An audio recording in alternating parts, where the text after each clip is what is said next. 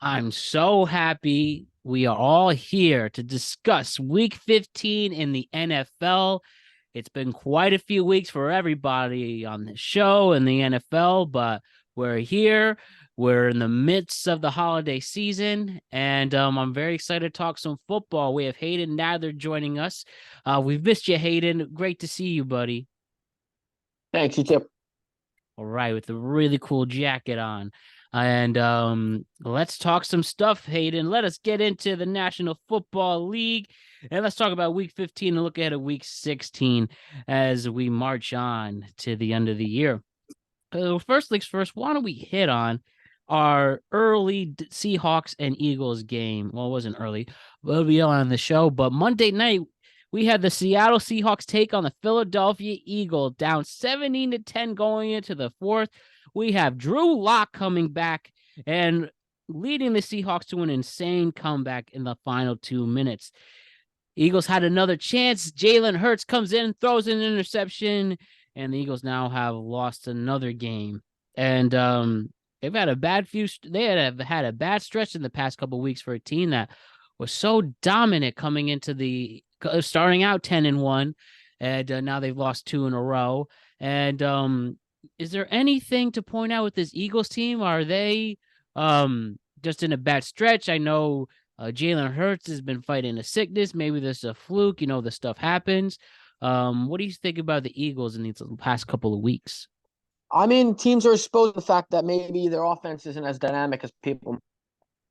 You have to have it has to be a very good flurry of elements with the Eagles. You have to have a great line, a great running game. Swift hasn't been as great. They're not giving the receivers aren't getting as open as much for Jalen Hurts. It's kind of showing that you really need a perfect storm for Jalen Hurts because Jalen Hurts is a very talented quarterback. I've been one personally. I've always defended Jalen Hurts.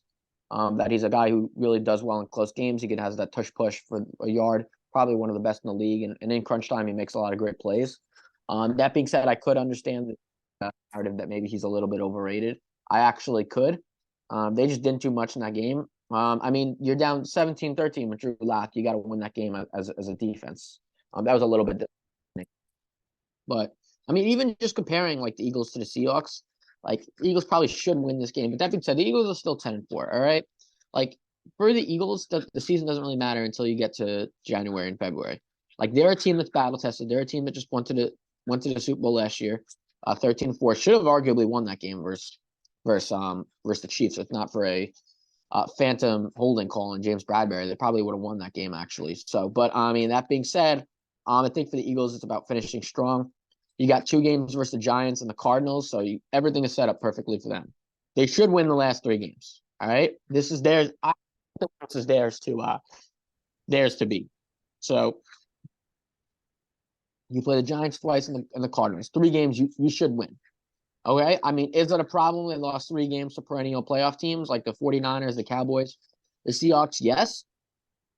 But if you win 3 games and let's say you're 13-4, I mean, what are you really going to say at 13-4? Last year they went 14-3. Like you are what your record says you are. If they're 13-4, they're still going to be one of the best teams in the conference, arguably the 1 or 2. So you're going to get a home playoff game. Could get a home field advantage throughout the playoffs. I'm looking at the NFC. I still think San Francisco is the best team in the I think not just the NFC in the league right now. But that being said, Philadelphia is still in pretty good shape, especially with how the schedule's playing out. They should beat the Giants twice. I mean, that being said, you got to beat Tommy DeVito, who's had a nice run, but I think is a little bit far. I think he's a little bit overblown and overhyped, and they just don't have enough talent, the Giants, and you should beat Arizona. So we'll see. It's 3 winnable games. Get to 13-4. See what happens. But is this team as good as it was last year? Probably not. All right. No. Probably not. But that being said, I don't think anyone in the NFC, maybe besides San Francisco and Dallas, is so unbeatable. Like I don't think anyone's so good. So I mean, let's say they get like a 2. Let's say, for instance, they get the 2 seed, and they have to play like one of the teams at the bottom, the Seahawks, the Rams, any of those 7-7 teams right now.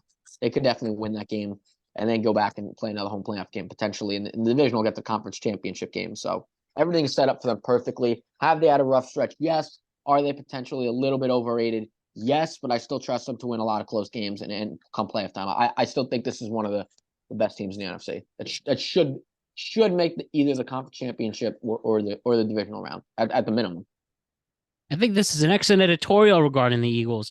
And I think you really hit the nail on the head that all that really matters is these last 3 games. Of course, 18 weeks is a long season, the shortest of all the major league sports. But at this point, and, maybe we're starting to see what Jalen Hurts really is. Clearly has some weaknesses, especially if you pressure him. He seems to not have overcome being caved over the pressure. He doesn't have yet. the arm strength as of top quarterbacks. He just doesn't. Yeah. I looks a lot of plays, but he doesn't have the raw talent that a guy like Josh Allen does, a guy like Mahomes does. I mean, there's just better quarterbacks. There's better quarterbacks that are more talented. If I'm being completely honest. Absolutely. And that doesn't mean that he won't develop as the years go on to be better. But for now, a lot of his yardage comes definitely for yards after catch. But regardless, they were still battle tested, and this was an interesting loss. And I believe the Seahawks, the spread was very small coming into it. I can't remember off the top of my head, but Seahawks still put a battle in there, and shouts to Drew Lock for, playing a great game against them. But we'll ultimately see how this plans out. But I do think the Eagles are fine, but you can't mess up these next 3 games. Sorry, go on. I was just going to say, we'll talk about it with the Giants, but if somehow Tommy DeVito, the special Italian boy, wins on Christmas Day at the Eagles on the road, that'd be something else. But we'll say that for the Giant talk.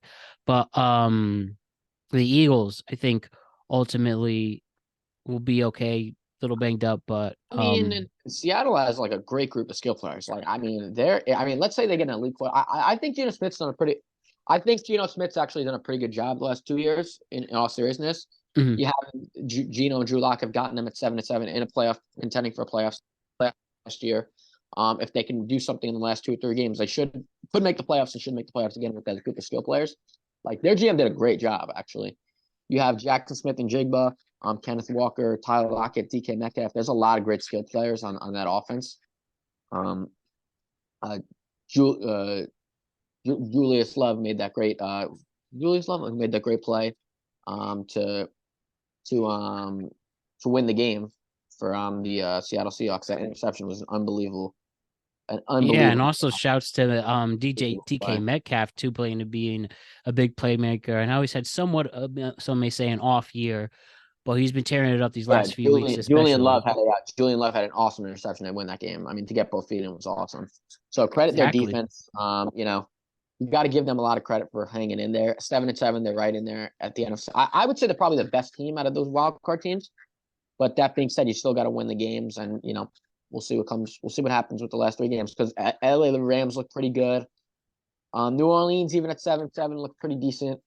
They're a team that I wouldn't really want to mess with either. So the 7-7 team right now, it's actually looking to be a good race. I think Minnesota right now is one of those 7-7 teams that is not going to do enough because they don't have the quarterback play right now. Nick Mullins is a nice story. But that being said, they just lost to Jake Browning. I don't believe they're going to make the playoffs. If I'm being honest. I think New Orleans, Seattle, and LA, I think, are a little better than Minnesota right now. But that being said, we got to see how the season plays out.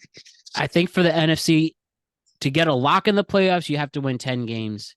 At 9 games, you need some help. 7-7 right now, you could probably get in with 9. You're going to get in with 9 at 7-7.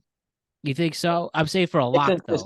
The 6-7 right now are 7-7. So like in the AC, 7-7. There's 4 teams that are 7-7 for 2 spots. So to make the playoffs right now, the Eagles already clinched with 10 wins. So all the teams with 10 wins already clinched, but the Lions, because they're in the same division as Minnesota. So 10 wins is a lock, correct? But 9 will probably get you in. I would be shocked if 9 doesn't. For sure. And I do think at least the AFC, though, that will help you too to get that 10 wins, because they had some teams, they needed a 7-7, now 8-6, which we'll go through. It's interesting, though. It's nice to see some competitiveness in December. It's just too bad neither of our teams are a part of that conversation. Man, what are you going to do, right? But speaking of for the division's sake, and speaking of the team associated with the Eagles and who also lost but this time on Sunday night, was the Dallas Cowboys, losing 10-31 against the Buffalo Bills. And The Bills' rushing attack was too much for the Dallas defense to handle. James Cook goes off and starting to establish himself as a legitimate running back in the National Football League this year. And just the Dallas offense and Dak weren't able to muster much against the Bills. I think that kills a little bit of Dak's playoffs, MVP. Sorry, not playoffs, but MVP chances unless he goes off these next 3 weeks. But it's still a division race. These next 2 games are crucial. Obviously, the Eagles have an easier schedule in that. But what do you take about the this Dallas loss and this Buffalo win to have them stay in the mix? Dallas just did not look against the run. James Cook went for, I want to say they rushed for over 200 yards. Yeah, James Cook, you confirm that shortly, but you were saying against the outside zone was just unstoppable. And next week you play Miami, who's got Raheem Mostert, who has 19 rushing touchdowns. Devin Achane, like they're gonna run wild. If I were Miami, I'd run that outside zone every play. Like Raheem Mostert can fly. Like I do think the the Dallas Cowboys have problems with these fast and shifty backs and playing zone against the run. Like teams are gonna run the ball against the Dallas Cowboys, and that's personally what I think is a very, very big problem when they play San Francisco. Like they just don't have the guys that can stop McCaffrey. They don't. Nope. Especially a banged up Michael Parsons now who got hurt. Dallas on the road is a different team than Dallas at home. On the road, you got contested elements. Like at home in a dome, it's like these dome teams scare me. Okay, they really do. If you look at the Super Bowl winners like Philly, if you look at Kansas City, neither of those teams play in a dome. Like there is a certain advantage of playing in a dome as opposed to playing outdoors because you're exposed to the elements a little bit more. Like, San Francisco is exposed to the elements because although they play in San Francisco where, it's usually like 50s, 60s all the time, around that, it's a temperate climate. I mean, they still have to deal with rain. They still have to deal with the conditions outside. So I'm a little bit nervous Dallas as a dome team, Dallas and Detroit. I do think that actually is a detriment when you're playing in December and January where the football, it's a little bit colder outside and depending where you play, it is tough for a lot of these teams that are playing indoors and in Dallas to go to another team in like Buffalo, which always plays in the elements. It's a little bit tough. And Buffalo 8-6 is hitting their stride. I mean, I don't want to play the Buffalo. If the Buffalo Bills make the playoffs, that's the team. I'm just being honest. They're that good. Yeah, and they're especially finally making a defensive. They're still 8-6. Like you got with Buffalo, you got 3 winnable games too. You got the Chargers, you got New England on your schedule, and then you play Miami. Who I want to say that I actually think Buffalo's a better team than Miami. I do. They're a little deeper, but that being said, Buffalo, Miami's offense, season, so it's that last game is going to be determined who's going to make the playoffs potentially because Miami's going to make it, but Buffalo could win the division. Like I said, you win those next 2 games, Chargers and the Patriots, you're at 10. Theoretically, you should be in the playoffs with 10 wins, which I think is a doable thing. So yeah, Buffalo when healthy, bro, is pretty scared. But I mean, that being said, like still you can't look past the fact that they lost to the Patriots 29-25. They lost to the Jets with Zach Wilson. I mean, these are games in which theoretically you should win. Like that being said, like it does. The Bills have beaten playoff teams. Like the Buccaneers are 7-17. Buccaneers can make the playoffs. They've been looking pretty good. They did beat the Buccaneers. They did beat the Chiefs. So theoretically, it all evens out. As long as Buffalo and it keeps these running backs healthy too. Josh Allen, man, he wins these next 3 games. Let's say they get in the playoffs or whatever. He's got a legit chance to win MVP. He has been awesome this year. Not worried about a Madden curse hitting him. He's the most. I would say Patrick Mahomes is the second most talented quarterback in the league. He can make any throw. He can make any play. He is tremendous. You ever worry about like sometimes people may think he's trying to force the ball or tries to take too much of the game in his own hands? He's like Brett Favre. I mean, that's what he is. Like, I mean, at the end of the day, Brett Favre can make a play where you're going, wow. Like, that is one of the best plays I've ever seen. Like he did it versus, I want to say 1992 or 93, he threw a touchdown across the body, but then also has the plays where he threw an interception versus the Giants. He threw an interception versus New Orleans that lost 2 NFC title games. So Josh Allen is going to make plays that are going to scratch your head. He may be forced plays, but when you got a guy that talented, you got to take it. That being said, it did cost Ken Dorsey his job with the interception. But that being said, under Joe Brady, he's been much more conservative with the ball. He's been more efficient. And I think definitely if this team gets in the playoffs, that would be my pick to make the Super Bowl, Buffalo, if they make the playoffs. My team to get the first round bye, Jacksonville, isn't looking too good right now, but we'll talk about that later. And yeah, that's just my opinion on Buffalo. Buffalo's look tremendous. They can run the ball with James Cook. They got a dynamic offense. The defense is starting to come alive. They held Dallas to 10 points. But that being said, like the thing with Buffalo this season is that they haven't won the games that they should have. Like, haven't beaten the Patriots. They haven't beaten the Jets.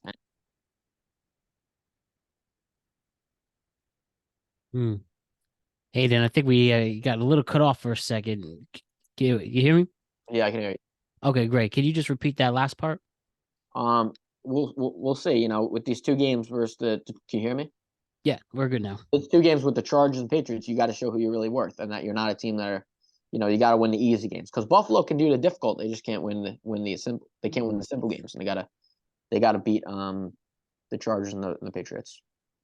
Big games, as you mentioned, for Buffalo. What also is going against them is that they don't have a great conference record. So in tiebreakers, that's going to be difficult. Right. So they got the next 3 games are all AFC in conference. So they got to win all 3. Only thing they can guarantee for safety is to run it up to just win out. Hopefully, get some help from somebody, and go from there. And they clearly have been in this position before. They've gone to a couple division title games in this McDermott and Allen era. Now they just have to get to the big championship, AFC championship game too. And they made one AFC championship, lost to Kansas City. I mean, and then they lost in the divisional round in the game of the century versus Mahomes. I get it. So we will see where things lie. Now let's talk about a team you did mention, the San Francisco 49ers, as they had a handily victory. I should say the San Francisco 49ers defeated the Cardinals in pretty great fashion with a score of 45-29. Christian McCaffrey scores 3 touchdowns. Brock Purdy throws for 4 touchdowns. San Francisco gets their 6th straight win, cushions the NFC West. And there's definitely a good chance that the MVP of the league is also on the 49ers. People say Brock Purdy could be your MVP or Christian McCaffrey. What's it going to take, Hayden, for people to feel that Brock Purdy is more than just a system quarterback? When do people finally give him his flowers to say he really is one of the best quarterbacks in this league? I mean, the problem with Brock Purdy is that although Brock Purdy is playing well, what people want to do is they want to see a team with talent, and they want to say, oh, he's got so many players, he should be this good, which is the most ridiculous take ever. Like, people will make excuses for the fact that he has great players. Like, what is he supposed to do? Like, Brock Purdy has great players, but he has to make it work too. Like, there are teams that have great players that don't do, excuse my language, that don't do crap. The San Diego Chargers, not San Diego, the LA Chargers are loaded with players and they can't do anything. So you got to have the quarterback to make it all work. And although they have Ayuk, McCaffrey, George Kittle, like, they're loaded on the offensive side of the ball. Trent Williams too. And then Nick Bosa on defense. Like, you still have to have a quarterback that can make all the plays. And Brock Purdy's been tremendous. Like, he's been awesome. Very much. Really, really good. I mean, you're right. It definitely helps when you have Debo, Ayuk, great George Kittle, and Christian McCaffrey as your weapons, and staying healthy. But he's making the throws. He's staying accurate. He's not succumbed to the pressure. And, of course, like you said, what is he supposed to do? He's making the most of these opportunities, and I'm very interested to see if he can get some MVP votes. I mean, he has 119 passer rating and a 69.8% completion percentage. Like, yeah, his numbers are ridiculous. I personally think if I had to pick the season today, I like what Christian McCaffrey's doing, especially for the rare position player winning the MVP. But regardless, Brock Purdy is no doubt, especially coming from this elbow injury in the NFC Championship, really has leveled up, I feel. Took a scary shot in the game, did get out for a hot second, but came back in and didn't phase at all. I mean, the only concern I would have with this game was the fact that this 49ers defense gave up 29 points against the Cardinals, but that's neither here nor there. Very good team. I personally think this is the best team in the NFL right now.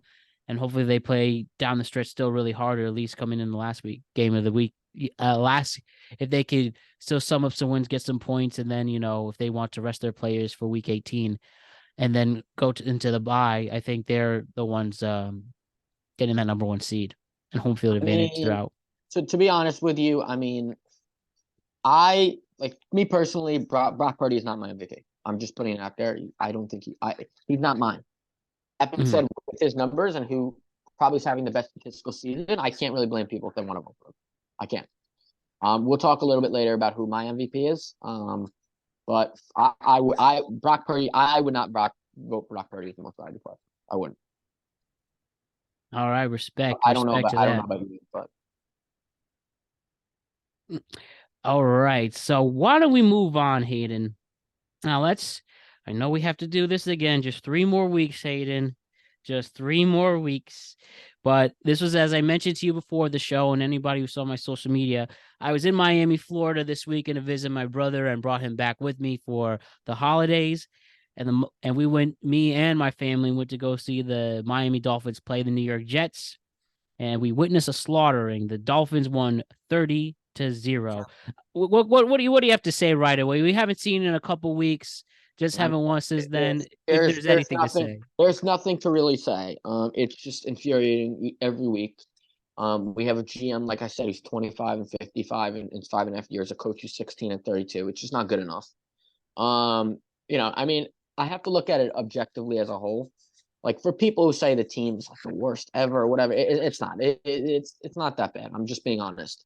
Like they do have special teams. They do have a pretty good defense besides yesterday, which every team can have a bad game. At the end of the season, when you're 5-8 and don't have so much to play for, And shit. Tua was going off. Sorry, language. Shit like that's gonna Don't happen. worry But about it's it's gonna happen.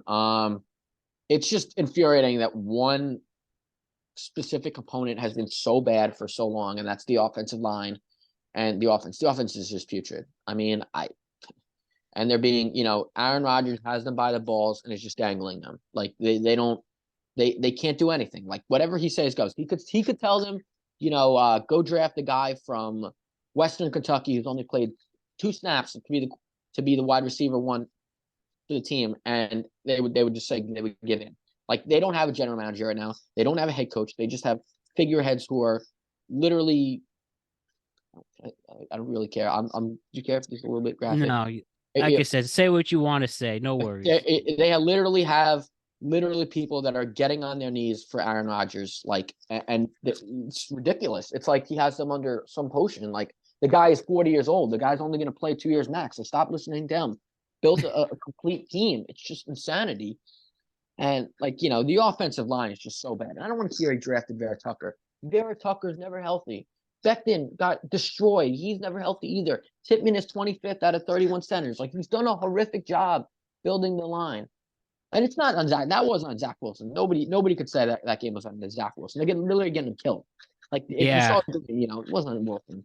And then I don't know who's going to play this Sunday. It could be Simeon or Brett Ripien. Probably going to be a similar result with this line.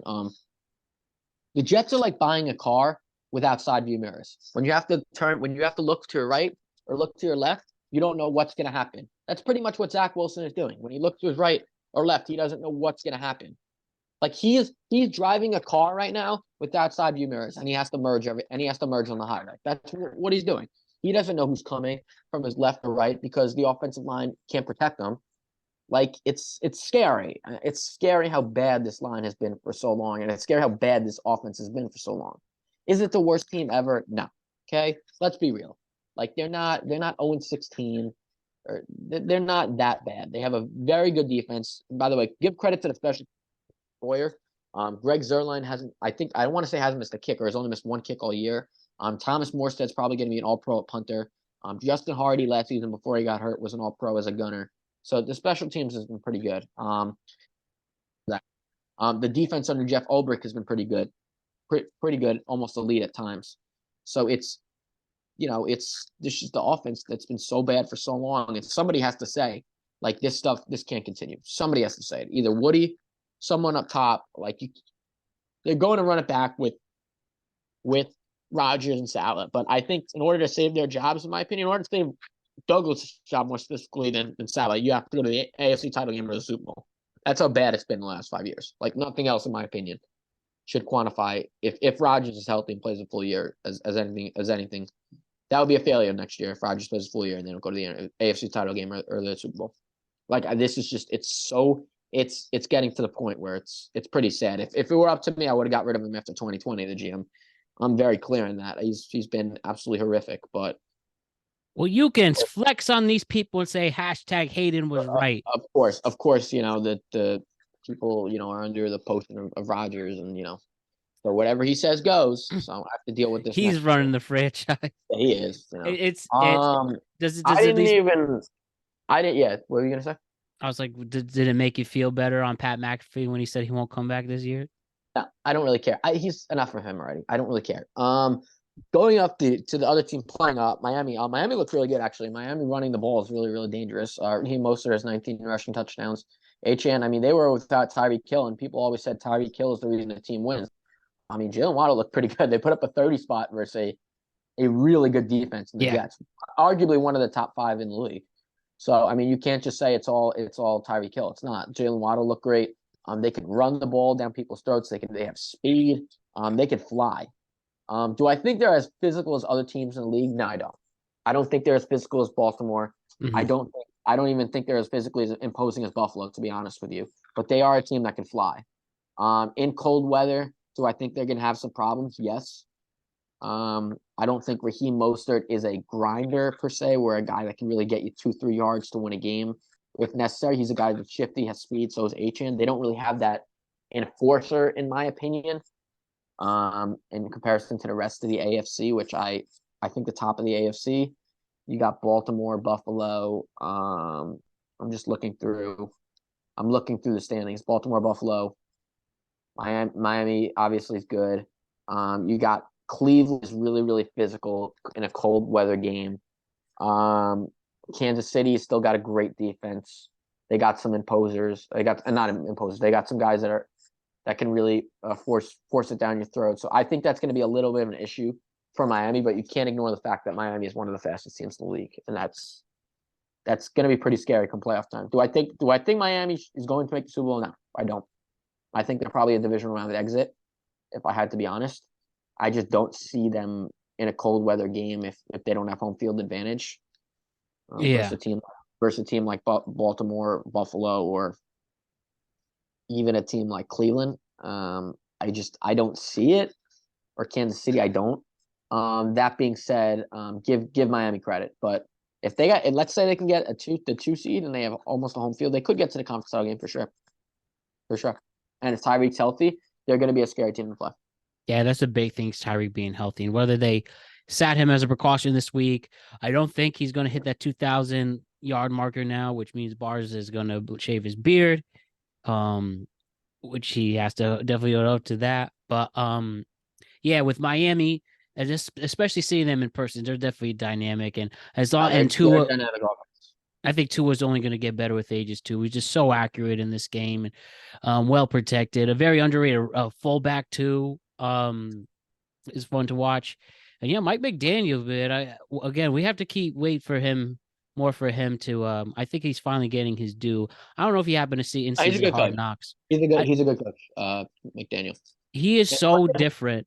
Credit him to saving his career. Literally saved the guy's career. So give him a lot of credit. Absolutely. I don't know if you happen to see Hard Knocks in season. I think I'm the only one who does. But he's pretty goofy in the press conference. He's not a prototypical like loudmouth football coach, and he's analytical. He's a little more analytical, a little more goofy. So exactly. But having said that, seeing him in the locker room, he does know how to command the room without being like the typical, tyrant owner. Yeah, he does. And that I respect. And they're a fun team to root for. Now, when I was at that game, I was rooting for the Jets, for the faithful. I was like, you know what? I want to see this team do well. And then reality sunk in.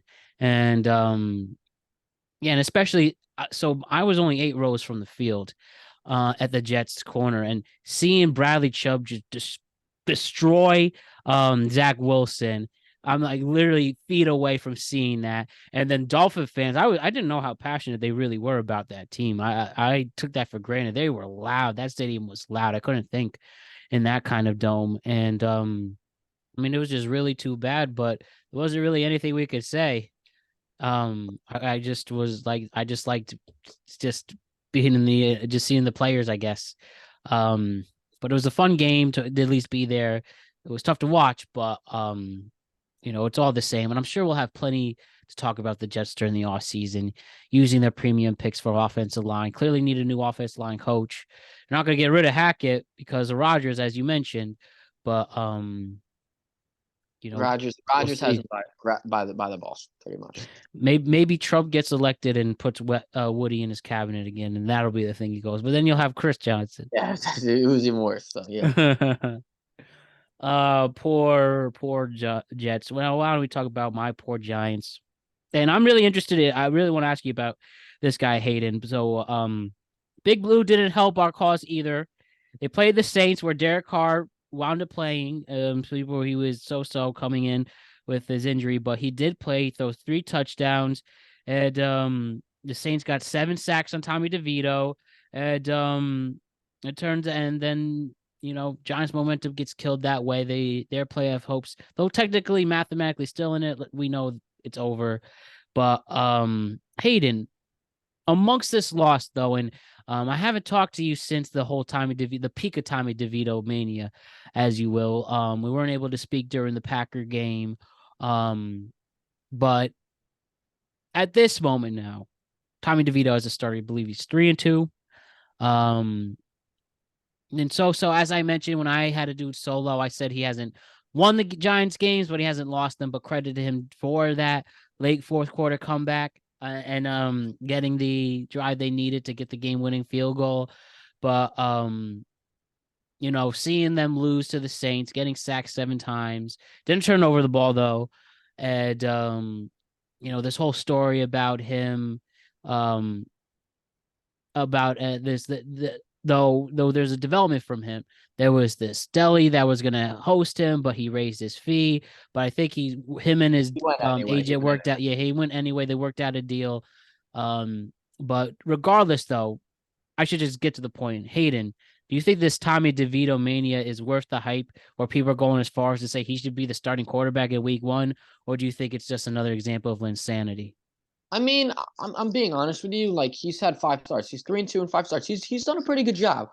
All right, for a backup quarterback. I mean, he definitely deserves to be in the league for sure. Do I think he's a bona fide starter? No, I don't. That being said, he's a guy worth keeping around next year, because let's say something does happen to Daniel Jones or whoever the quarterback may be next year. I mean, 3-2 and 5 games for a backup quarterback is not too shabby. Like, I'm being honest, the guy's done a pretty good job. I think he deserves some of the credit that's gone his way. I mean, obviously, when you're playing New Orleans, when you're playing on the road, New Orleans got a great defense. That's gonna be a tough game whether you have Daniel Jones or whoever's quarterback. It's gonna be a tough game. I mean, they got 3 games versus the Eagles, Rams. I mean, they play those. They're probably. I don't want Rams to say team that probably needs gonna. this game too if they have I any don't want to hopes say for they're the playoffs. probably going to lose all 3 games. I'm not going to say that. I think they could lose all 3 games. So I think the hype is going to die down a little bit. It's a nice story. Give the guy a lot of credit. Coming off being a guy who was undrafted. He's had 3 NFL wins, which is more than Bryce Young's had as the number 1 pick. He's had similar numbers to Levis. He's played more games than Anthony Richardson. All these guys who are drafted very high. So give the guy a lot of credit. Does he deserve to be in the league? I actually do think he does. I think he's done a pretty decent job. He's shown you can win some games. Is Definitely in this level. this a guy that should be considered to take Daniel Jones's job? Absolutely not.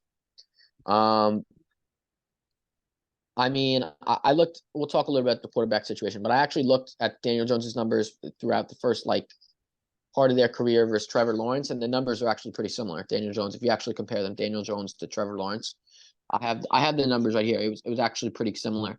So Daniel Jones does have some talent. There's no questioning he's the more talented quarterback, Tom DeVito. I mean, I agree. anyone who says that is doesn't know football. They just they don't. It's in 48 starts, Trevor Lawrence and Daniel Jones have almost identical numbers. I'm looking at them right now. I'll give them I'll give you the numbers right now. Hold on, if I can just get this right now. You good? As we wait in anticipation. Yeah, I mean it's so like to give up on Daniel Jones, especially if you give him a contract, would be insane. It would be. It's not even. It's really not even worth like discussing. He's led you to the playoffs. He got you a playoff victory. They're not. They are not. They are not right. They're just not quite there. But I will say this about the Giants. I am very confident in their leadership with Daboll and Joe Shane. They've actually done a pretty good job keeping the team together. And to their credit, they have kept this team in it with Tommy DeVito. It's there is something to say about that. That you have to put that into perspective. So I think they're on the right track. Do I think they need more talent? Absolutely. They need to upgrade their line. Like the Jets is terrible. I think it's the defense is starting to play well with Bobby Okereke. I think he's great. Deontay Banks has been fun to watch. You have to be a little bit like optimistic about what they've been able to do towards the end of the season. And this proves that Brian Daboll is a justified. He's a good coach. People are coming at his head earlier in the season, and they thought he was done. He's good. He's a good coach. I'm not taking too much stock into a loss for New Orleans, who has a pretty good defense. And I hear the stats right here. Through the first 48 starts, Trevor Lawrence has 12,204 yards. Daniel Jones has 1192. Can I do a video where I can actually like show it? Yeah. Hold on. One day, Hayden, we're gonna get a nice big studio where we could put this on. You have to enable share screen. So give me a second. Just enable that. Okay, we're gonna first literally use our Zoom skills to the test. Enable screen. How do I do this? Geez, now I'm like the people I make fun of who can't figure out technology. Start share, right? Yeah, hold on. I mean, if you enable that, I'll show you the numbers exactly what it looks like in a second. But I mean, I guess I'll read it off right now. But Trevor Lawrence's first 48 starts, he has 12,204 yards. Daniel Jones has 11,992. 66 total touchdowns for Lawrence, 64 total touchdowns for Jones. 53 turnovers for Lawrence, 54 turnovers for Jones. 64% completion percentage, 63 for Jones, for Lawrence and Jones. Trevor Lawrence's rating is 85.5. Daniel Jones's rating is 85.4. The records are 20 and 28 for Trevor Lawrence, 19 and 29 for Daniel Jones, and they both have playoff victories in their career. So the numbers are actually pretty similar. Like Jones is a guy that's worth keeping around. I to Daniel Jones's credit, he has not thrown anyone in the bus. He's been quiet. He is the typical New York personality. But you got to give him a huge factor. You got to give him more talent. You got to give him more wide receivers to work with. They have to get. I'm the Giants, I'm going to try to draft up to get Marvin Harrison Jr. That's who I would do. But that's one thing Daniel Jones never had, like they have to give him a number one receiver. And they have Slayton hasn't covered. They have to give him a complimentary back to Saquon Barkley as well, and they got to fix the line. So I think give him a contract. Give Saquon a contract. I'm more confident in the Giants' leadership and regime than I am the Jets. Like you should be more confident in Daboll than you should be with Saleh and Douglas. Yeah, it wasn't off. Luckily, it was an off year rather than a disastrous I got it right year. here. These are numbers. Yeah, I allowed it. So if you want to show that really quick, and then we will move on. This is what it looks like. Does this work? Yeah. This is what it is right now. You can see the total numbers for Lawrence and yeah. Is that literally almost identical. They're almost identical. So. And Trevor Lawrence has gone to the playoffs. And Trevor Lawrence has been a little bit. Trevor Lawrence has been not worth the hype. We'll talk about that a little bit in a bit. But let's get into one of the next games. But these are, I'm just giving everyone a snapshot of what the numbers look like.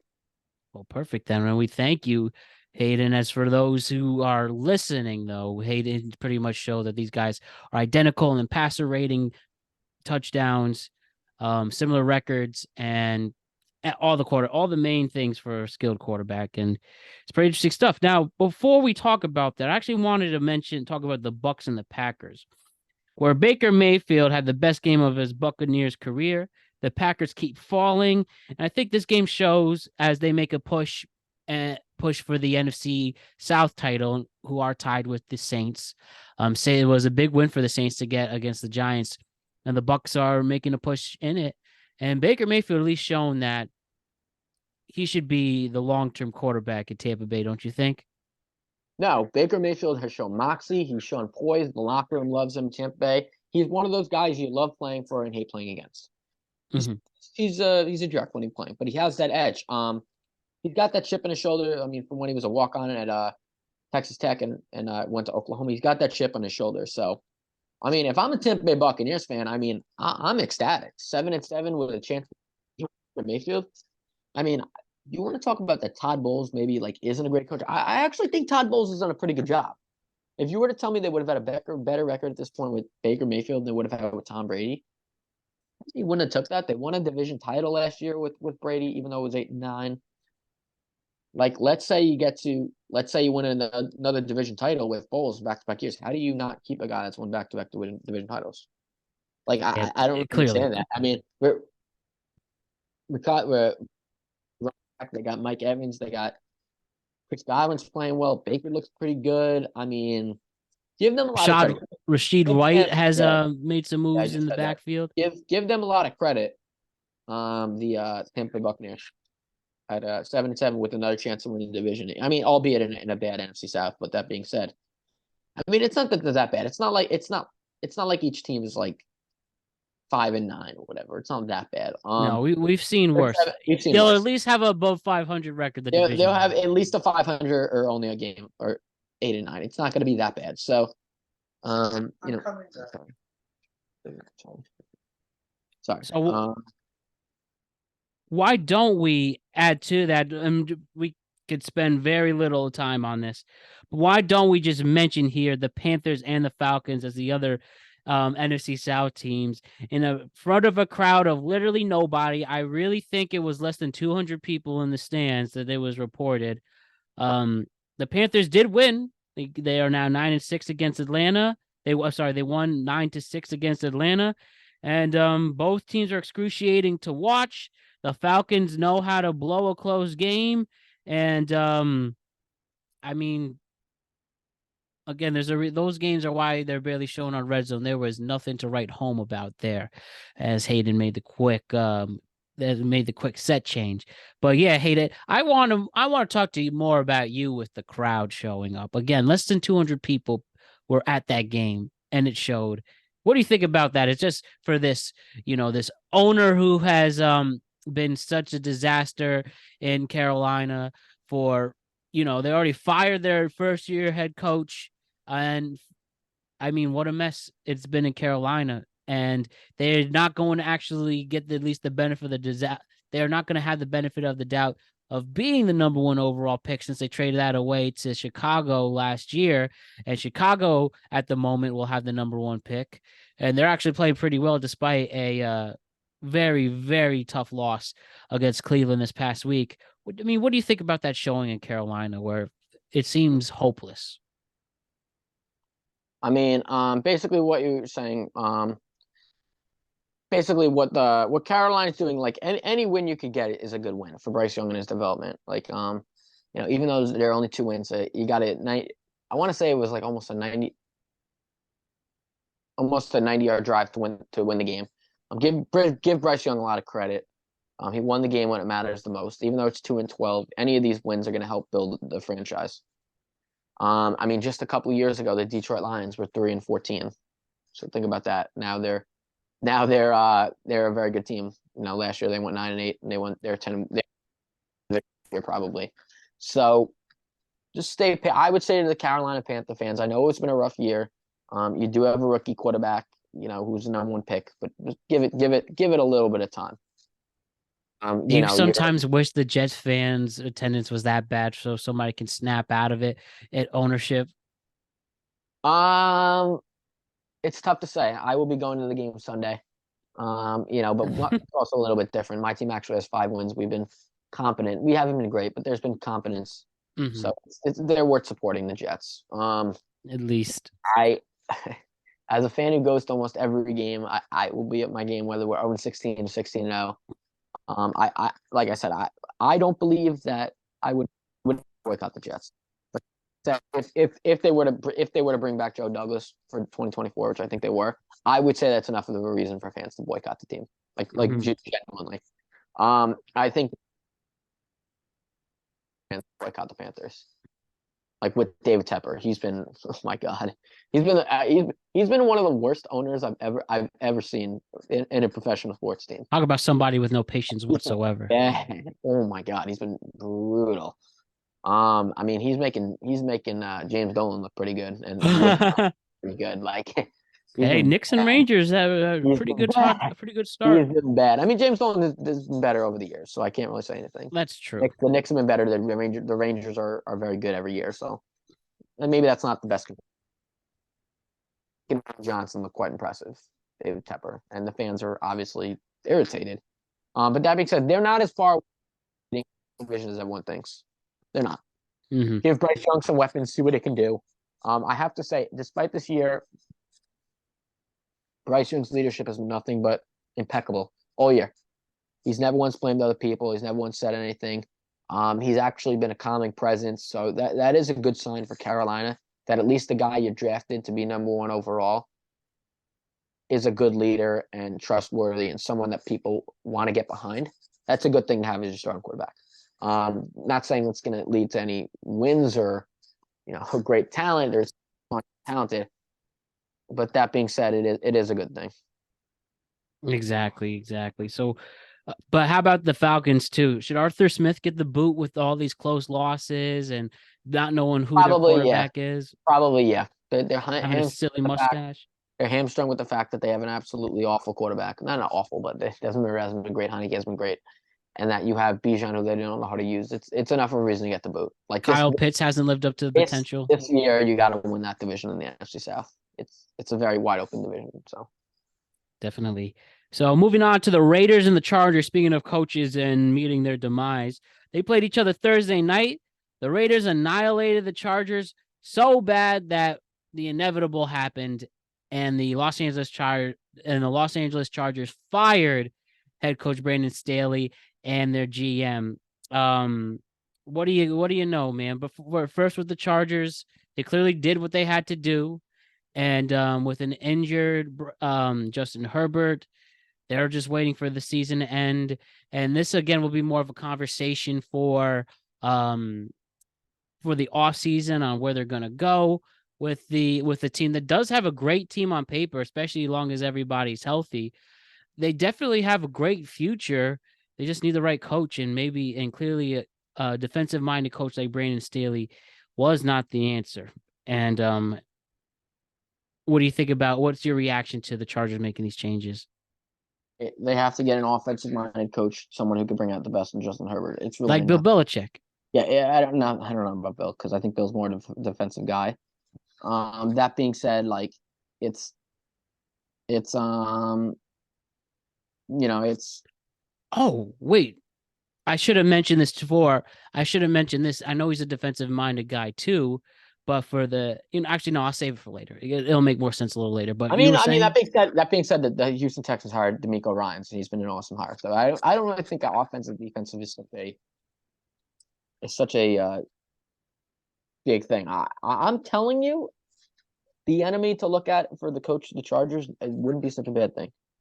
Oh yeah, definitely. He is definitely finally going to get his opportunity. One about Anthony Lynn. Anthony Lynn, maybe he was great. I mean, they did win 12 games with Anthony Lynn. Like they went to the playoffs. Like he's better coach than Staley. I'll say that. The previous coach. So there's not really that much I have to add about this game. Give the Raiders credit though. If they can get a great quarterback, they have a chance to be really good.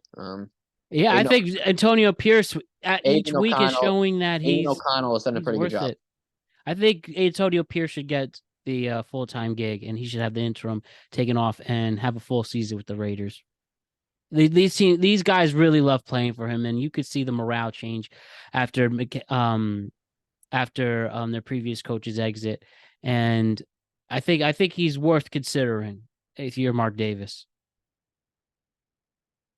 Definitely, for sure. I don't really have that much to talk about in these two games. These are two middling teams. There's just not really that much to say, if I'm being completely honest. Yeah, and only thing if you made prop bets for this game, you probably won a lot of money with 63 points on the board, and they kept going. I mean, they scored. I think it was 49-0 in the half, or 42-0 in the half, and they scored 19 more points. So there you go. But transitioning to the Saturday games, the Bengals and the Vikings, that was a lot of fun to watch. A gut-wrenching loss for Minnesota. Had a potential winning field. They had a potential to win the game. They were in field goal range in overtime. They tried to do a tush push. They failed on third down. They did the exact same play again on fourth down, and weren't able to make it happen, giving the Bengals solid field goal range. And Jake Browning, another solid game, brings them to the glory and helps them win another game and keeps their playoff hopes alive. Shout out to him and what he's been able to pull off and proving why he should stay in this league. And the Vikings are in trouble. They clearly need help. As you mentioned earlier, the quarterback situation is probably preventing them to go any further. But this is an entertaining game, and I think this could have gone either way if they didn't go after try the tush push twice, and they attempted the 49-yard field goal. At least they didn't even get the chance. But very interesting game, I felt. And Jake Browning is keeping some momentum alive, and I don't think either of these teams are going to make a deep playoff run, but it's still fun to watch and see who can put themselves in the postseason and maybe be a little more impressive with the Vikings, because people really thought that they were done. But if they've had some things go their way, I think Kevin Conley's a good coach, and that was a bad decision though. That two tush pushes in a row. I mean, give the Bengals a lot of credit for this game. T. Higgins with probably one of the plays of the year. Oh yes, That was an awesome 100. They're Touchdown over the upright. They're loaded on offense. Upright. The problem I see with Cincinnati is the schedule is just very tough coming up. You got Pittsburgh, who I think they should be Pittsburgh. Pittsburgh right now is a dumpster fire. So you would think you would think Pittsburgh is right now how the morale is with that team. You would think Pittsburgh is like 3-12 or 3-13. Like the morale with that team is just horrendous. They're a team that's they're going to implode. You could just see it. Yeah. So they have Pittsburgh coming up in 12-23, a very winnable game there at Pittsburgh. But 8-6, 7-7, both teams on the playoff hunt. It's a big game. Yeah, I mean, I hope they can keep this momentum alive with Jake Browning. I do.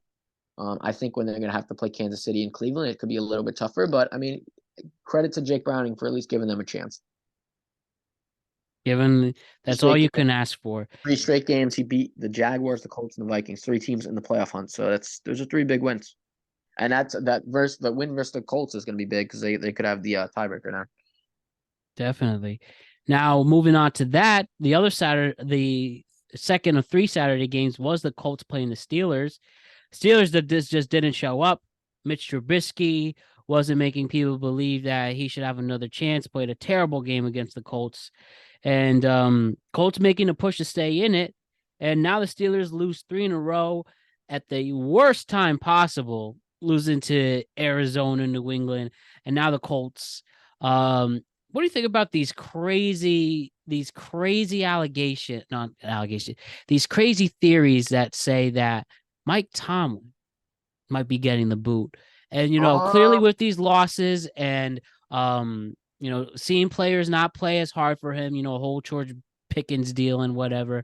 Do you think that's not such a crazy idea if this would be Tomlin's final year? I think they'd be a little stupid to do that. That being said, actually, no, I actually don't think they're stupid. I don't think they're really responding. Pittsburgh, I think they do need a new voice and I think they need a new direction, if I'm being honest. Yeah, the Steelers are traditionally a team that doesn't change coaches. That being said, I mean, they're in complete another disarray. Let's not talk about the Steelers as much as talk about the Colts. Colts, in my opinion, have been phenomenal. Like, that's my coach of the year, Shane Steichen. That's who I would say is coach of the year. They've done a great job. They're running the football. Gardner Minshew's playing at a great level. They did what the Jets should have done and got an elite quality backup to back up Anthony Richardson, who's won a ton of games, Gardner Minshew. They're an organization right now. Every year there's a surprise team that makes the playoffs that nobody thinks is going to make the playoffs. I said when the Colts were playing well, that was going to be the team. I think the Colts will make the playoffs this year. I Mm-hmm. think it's going to be the Colts and the Bills that are going to get the two. I think the Colts and the Bills will make it. I do.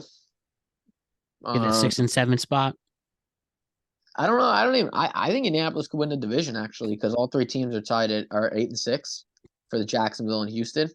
Okay. I think Indianapolis can even win the division. Actually, they have the easiest schedule coming up out of all three of those teams. So, I mean, yeah, credit to them, credit to Gardner Minshew. But like remember last year when the Giants were the team that made the playoffs and nobody expected to, and they won a playoff game. Remember that? Oh, very much so. Colts are probably this year's version of the Giants.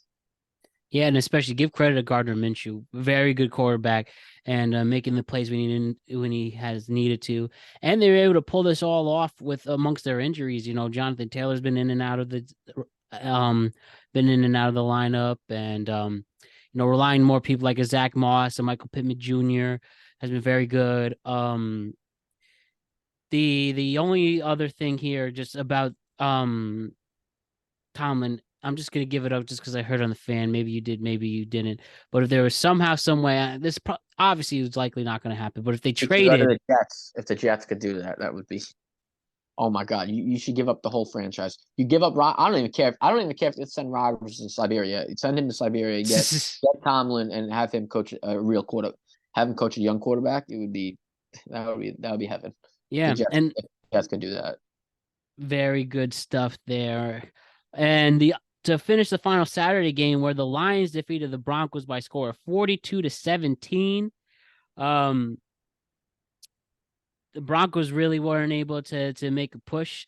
Lions were dominant throughout against a pretty good defense.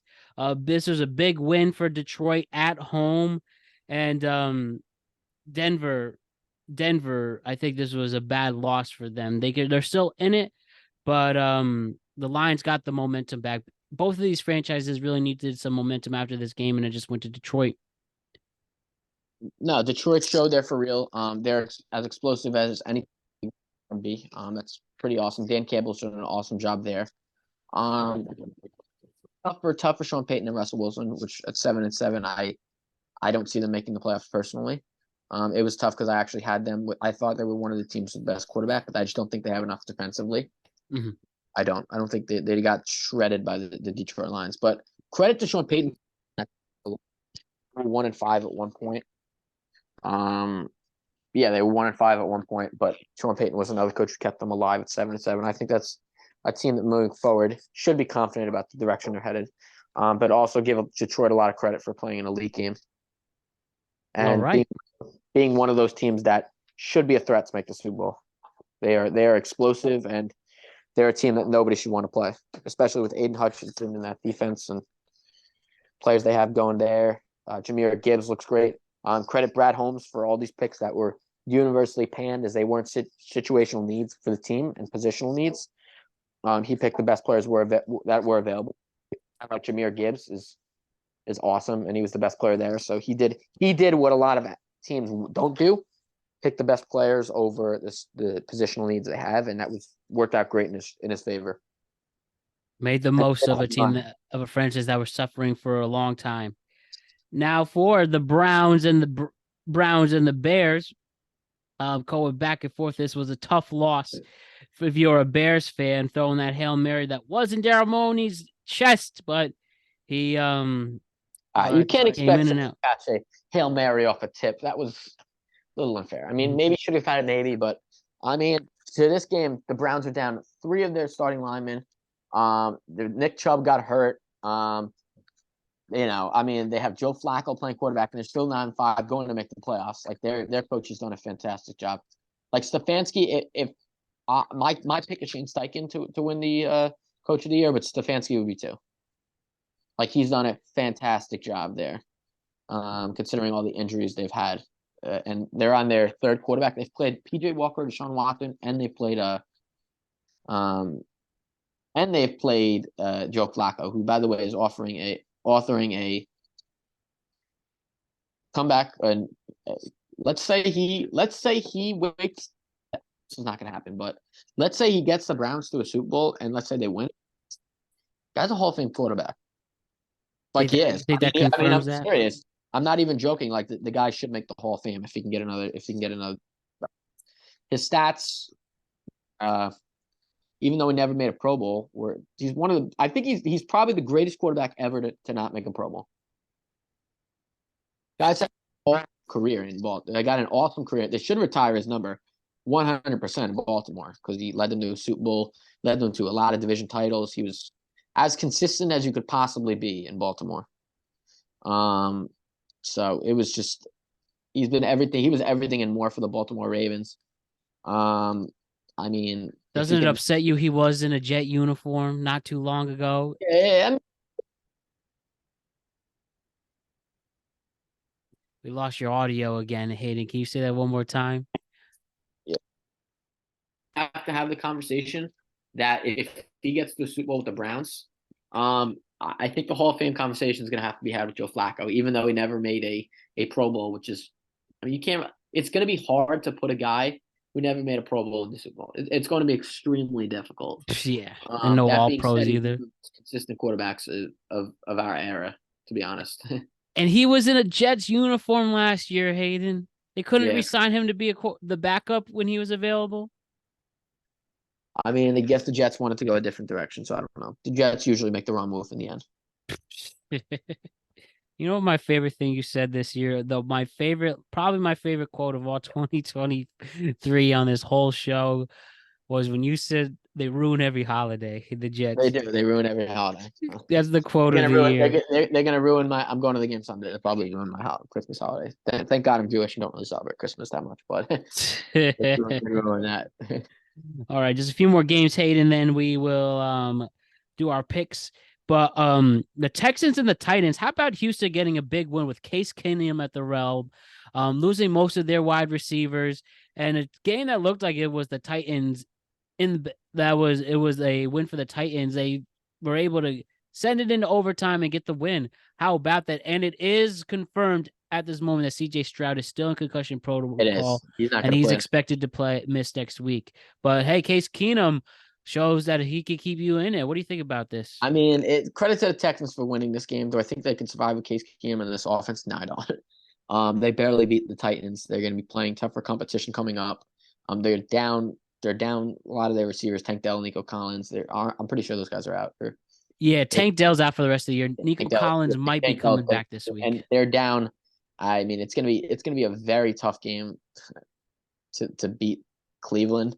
And then you still have to play Indianapolis, and they barely even beat Tennessee. And assuming Will Levis comes back to play them, I think Will Levis and the Titans are a better team with Will Levis there right now than Case Keenum. So I don't think the Texans are going to withstand this. I don't. So that's a little tough for me to say. But credit to them for getting the win. I think it's going to be very tough next week at Cleveland. Even though they get them at home, so they could win that game theoretically. But yeah, credit to the Texans. Will Levis, I want to say, is hurt right now. So yeah, Will Levis is hurt, so he won't be playing. So that sucks for them. Will Levis has done a good job. He's done a very good job, Will Levis. Oh yeah, yeah. He's been pretty good. Not saying he's like phenomenal, but he's shown signs that make you happy about the future.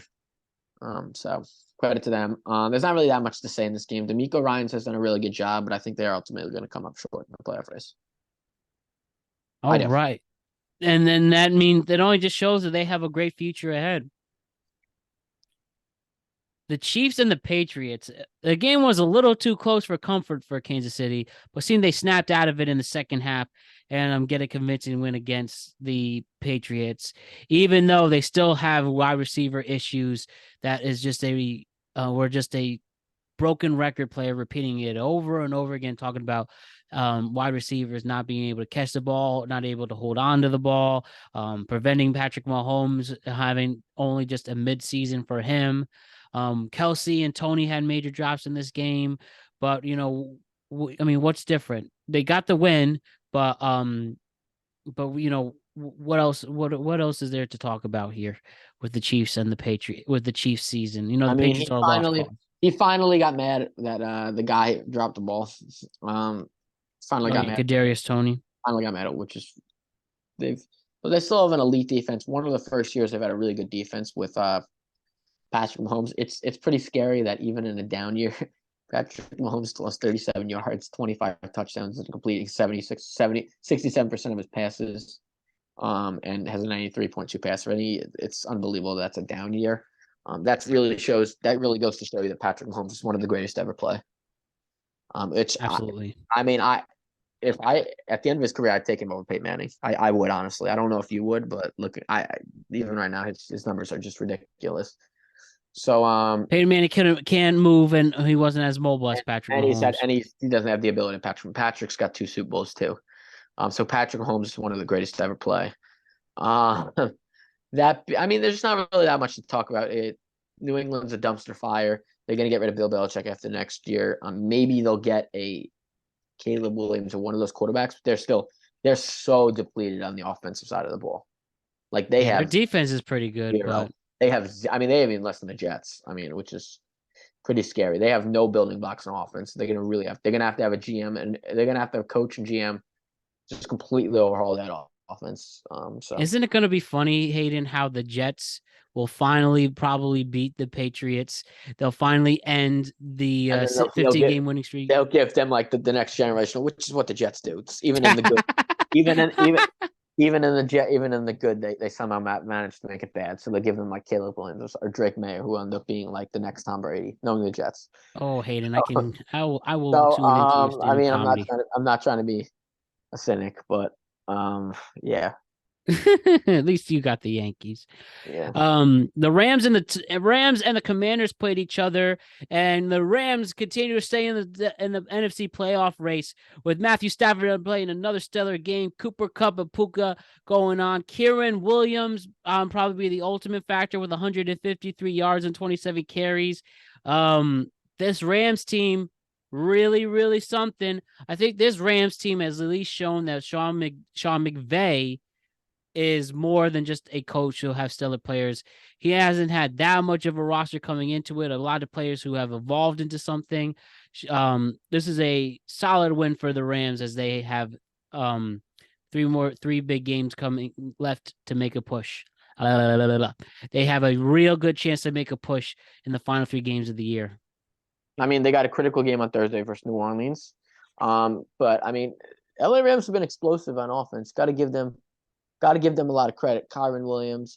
They could have one of the comeback players of the year, Matthew Stafford, this season. He's a legitimate candidate. In 13 games, Matthew Stafford has 3,200 yards, 21 touchdowns, and 9 picks. He's been really good, actually. So, that trade, I think the Rams and the Lions actually, between both one got Matthew Stafford and one got Jared Goff. It's worked out really well for both teams. Both guys have been really good. One of the great trades of our time. We love talking about that. They've been really good. The Rams got a Super Bowl with Matthew Stafford in that one year. Jared Goff's leading the Lions to their first division title since '93. This season could. So they've both been really good. The Rams are a tough team to play. I think next week I don't really see them beating New Orleans. I don't. I think New Orleans is a really good defense. But that being said, when you have Puka Nacua, Kyron Williams, Cooper Kupp, they're going to produce some points. So it's going to be an interesting matchup, but that's going to be the game.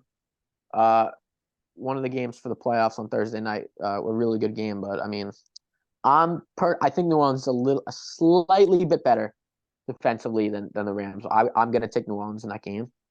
And then they have to play the 49ers at the end of the year. So it's going to be a tough road for them. But you got a huge game coming up Thursday, so we'll see. That's all I really have to say about this game. The Commanders are in disarray. They're going to fire Ron Rivera at the end of the year. We'll see what happens with Bieniemy. I think if anyone looking at Bieniemy, I don't really understand the reluctance to put him as a head coach. I think he's got great leadership skills. I think the Commanders are a soft organization. They don't like his coaching tactics. You've won one playoff game since like 1999. You have to change what you're doing. And Sam Howell can be developed into a good quarterback. They've been a horrendous organization. They've been worse than the Jets. The Commanders have been a horrendous organization. So I think they need change. Like they need someone to push them a little bit. Like that's just when you're really bad. I mean, you're so used to losing. Like, it's sad. It's really sad. The state of the Commanders. They've only won one playoff. I want to say they've only won one playoff game since 1999. Yeah, Or they won we've known that their last 5 years they've in won one particular have been a they've mess. won one they've won one or two. They won a playoff game in 2005. I know that for a fact. And then the last time that was the last time they won a playoff game, 2005. They need a new stadium. Obviously, they have new ownership. Um, and it seems like it's a culture change that hopefully Yeah, is about to they've begin. they've won two playoff games since 99 and 2005. So that's just the state of the organization. When you've been so bad for so long, people get, like accustomed to failure, and that they want to keep their same ways, which they needed someone to challenge them. So I mean, Right. you know, I think they really need to change it up, and I think they need to. Bieniemy needs to get out of there desperately. I think they've shown some encouragement, and they've shown some good signs with Harrison Blitzer. The new ownership group is starting to improve the organization, but they have to change FedEx Field. They probably have to get a new location for that. The fan base has really died down because that used to be like one of the most loyal fan bases in the NFL. They've just really had it with ownership. So I mean, And rightfully so that's that's until really now. sad because that used to be one of the most proudest teams in America in the '90s, and it's just so sad what that organization has turned into. So I really want to see them get back to their glory days because it's As good for football when the Commanders are good. well, I can't say I do because they're in my team's division, but for the sake of the NFL, it would be nice to have a classic franchise like that be good again. No bias aside. And then why don't we end it with Sunday night's Baltimore Ravens victory over the Jacksonville Jaguars, where Jacksonville rides high and where Baltimore rides high against Jacksonville. They had many mistakes throughout the game, and the Baltimore Ravens took advantage with a mixture of Lamar Jackson staying cool, calm, and composed, and their running game being a top one in this league. What do you get out of this game? I mean, listen, I'm gonna say it right now. My MVP is Lamar Jackson. That's who I would pick as the MVP. I would go in my rankings. I go Lamar Jackson, Josh Allen, Purdy. That would be my top three. I think Lamar has been tremendous. If you just look at the off-script plays he makes, how he can develop, he's just an absolutely impossible guy to tackle. There's just no way. There's literally no way to guard him. I mean, his rushing, his throwing. I mean, Lamar Jackson as a passer is probably one of the most underrated passers of his generation. He's a really good passer. So, I mean, I know people we've had come on this show say they don't agree that Lamar Jackson's a good passer. I completely disagree with that theory. I think he's extremely accurate. I think he takes care of the ball for the most part. He's actually 19-1 versus the rest of the NFC, which is staggering. So yeah, I think this game showcased Lamar's greatness. Another quarterback that I don't feel like gets enough criticism is Trevor Lawrence. This guy was being hailed as the next John Elway, the greatest prospect ever coming out since Andrew Luck, and he's been good. Not to say he's been bad, but I mean he has not been the generational talent that everyone said he was going to be. So I think he was not a bust, but a little bit of a disappointment in how his career has played out so far. And I think he deserves a lot of criticism for how that's actually transpired. I don't know your take on that, but I mean, if you know, I feel like Trevor Lawrence has been a good game manager, and he was somebody at least. He does seem to be at least a good leader, and he does have a playoff win under his belt. And I think he has some solid weapons in a Christian Kirk. Evan Ingram has turned out to be the tight end that the Giants wish he wound up being. So I do see here and there as he become the, Josh Allen, Patrick Mahomes level that he was touted out to be. No, not really. And I give him credit. He's been durable until this ankle injury. And then even after the ankle injury, he still played last week. I mean, got beat down and got a few picks in there. But I feel that for whatever reason, Trevor Lawrence definitely has gotten a pass compared to like some other quarterbacks with higher expectations. But I do see your point, and it's fair to say he should be better for what he was yeah, touted up to he be. should be getting more criticism than what he gets. He's gotten a Yeah, lot of a pass. Like they haven't. exactly. The media has not been as tough. Like they've been really tough on Daniel Jones. Oh yeah, Well, that's because he plays in New York. I mean, it's also different playing in Jacksonville than it is playing in New York. But like, if you're going to give Daniel Jones a lot of the same credit, you have to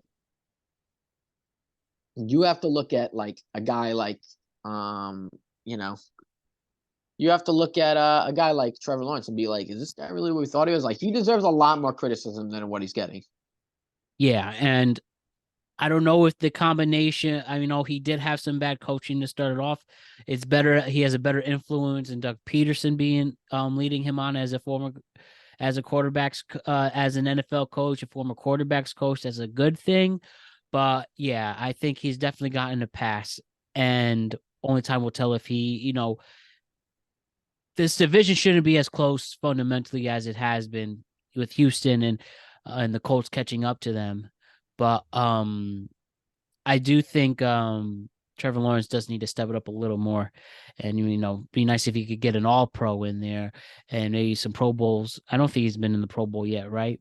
Yeah, he made it last year. He didn't make it last year, excuse me, but he can at least get an All-Conference, so an All-Pro, nod. But yeah, we'll ultimately see where that all lies. But why don't we do our picks for the week? As we mentioned, we're going to pick an upset of the week. We pick a lock, and then we pick an upset, a lock, and a why am I blanking? Geez, excuse me, everybody.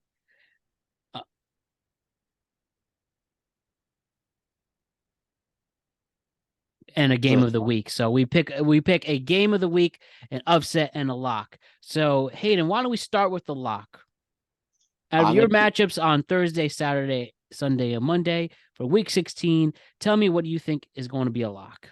I mean, I'll give you my lock of the week. I got the Bills over the Chargers as my lock. The Bills over the Chargers. Okay. Right now, that spread is Buffalo opening at minus 11.5 on the day before Christmas Eve on Saturday night. All right. I mean, my upset of the week. I mean, it's a tough one. I don't really think there's too many games where I'm like, what, this team is really lopsided in any of the games they play. So I mean, I'll give you one right now. I'll take the Panthers to beat the Packers. That's my upset. Right. Green Bay's opening at minus 5 on the road on Christmas Eve. Okay, I like that. And what do you think is going to be your game of the week? Game of the week. This is a tough one. There's a lot of good games this week. I'm kind of liking that Jaguars Bucks game. I think that's gonna be a really. Yeah, that's going to be a battle. And I mean, there's other teams who may be better, like the Cowboys and the Dolphins, and then the 49ers and Ravens are probably two games with better teams. But I think that's gonna be a really good game actually too. The Buccaneers and the Jaguars, two in-state teams. So that'd be my game of the week. That's the game I'm actually most excited to looking forward to watching. Excellent stuff, Hayden. So my lock of the week is going to be the New York Jets getting a victory over the Washington Commanders, and I'll explain why. I think that the Jets can with, we'll first take away the emotion out. The team's out of it, and it would be a typical Jets fashion to get a solid win as 3-point favorites over Washington, the game that you will be attending on Christmas Eve, and with a Washington team that has, and with a defense that has a line that can make it push and pressure Sam Howell and the Commanders' offense, which has been pressured all year long, I think the Jets will obviously get the victory because of the defensive pressure. For our upset of the week, I am going to go with for our upset of the week, we're going to have the Giants play. No, I'm kidding. If only that'd be something else if that was the case. But no, I'm going to go with our upset being the Pittsburgh Steelers defeating Jake Browning and the Cincinnati Bengals on Saturday. I think that the upset can happen because I think that putting Mason Rudolph in as a new quarterback change, I think even if things are dwindling in the locker room in Pittsburgh, that maybe that could happen, could not. I think that despite that, I think Mason Rudolph can come back. He's proven he can win in this league before. The Cincinnati Bengals defense isn't as dominant as it should be, and I think that they can end the Bengals winning streak and get a victory. And your game of the week is no doubt Christmas Eve, 8:15. You have the Baltimore Ravens playing against the San Francisco 49ers.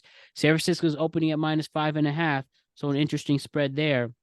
But I do think that two top teams in the AFC and the NFC, two number one seeds, going at each other on a big holiday like that, where you have Christian McCaffrey going up against a very stellar Ravens defense. I think that Christian McCaffrey still could get 100 yards passing and rushing together. On top of that, you have Lamar Jackson, who's been playing well against that stellar San Francisco 49ers defense. I think it's going to go down to the wire. I would go with Baltimore at +5.5. I think that would be a lock in terms of your bets this week. But I do think San Francisco can edge it at home and win it by a field goal. I mean, another game that's going to be sneaky that people I didn't really put out. I think another upset that could happen would be the Raiders over the Chiefs. The Raiders play the Chiefs usually pretty close. I think the 10-point spread is a lot. money. That's a game I was considering for my upset of the week, but I'll stick with my pick. All right, good stuff. And again, wouldn't it be funny if the Italian boy on Christmas in Philly could get a victory on Christmas afternoon at 4:30 in the afternoon and get a win against the Eagles? That is no shot happening, but it'd be nice. It would be nice. But Hayden, that will wrap up our conversation for this week.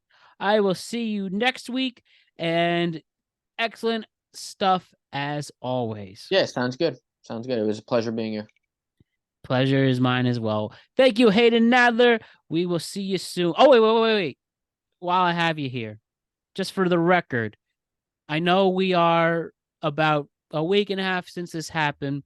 Just quickly on baseball, what do you think about Juan Soto becoming the Yankees left fielder at the moment? I mean, I'm excited about it. The Yankees finally went big, and it's awesome for the franchise to see they're moving in the right direction. Yankees going to get Yamamoto. I hope. We'll see. I hope so, too. All right, Hayden, we'll see you soon. All right, sounds good.